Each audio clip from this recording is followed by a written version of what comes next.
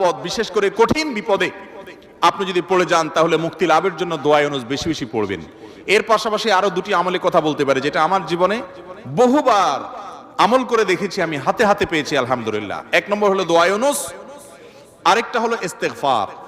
এটাও হাদিসে আসছে, নবী করিম সাল্লাল্লাহু আলাইহি ওয়াসাল্লাম বলেছেন, মান লাজিমাল ইস্তেগফার, যে ব্যক্তি ইস্তেগফারকে লাজিম বানায় নেয়। লাজিম বানায় নেয় মানে কি? মানে পড়তেই থাকে, থামে না। টয়লেটে গেছে তখন শুধু বন্ধ, খাচ্ছে তখন শুধু বন্ধ, ঘুমাচ্ছে তখন শুধু বন্ধ, আর সারাক্ষণ পড়তেই থাকে ইস্তেগফার। আস্তাগফিরুল্লাহ ওয়া আতুবু ইলাইহি, সাইয়্যিদুল ইস্তেগফার বা যে কোনো ইস্তেগফার, সবচেয়ে ছোট ইস্তেগফার আস্তাগফিরুল্লাহ আস্তাগফিরুল্লাহ। এটা যে পড়তেই থাকে, নবী করিম সাল্লাল্লাহু আলাইহি ওয়াসাল্লাম বলেছেন, তার যে কোনো বিপদ থেকে বের হওয়ার জন্য আল্লাহ তাআলা নিজে পথ দেখায় দেন। এমন ভাবে পথ দেখাবেন সে কল্পনাও করবে না।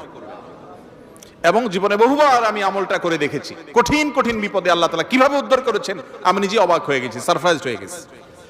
নাম্বার 3, দুরুদ। দুরুদের ক্ষেত্রে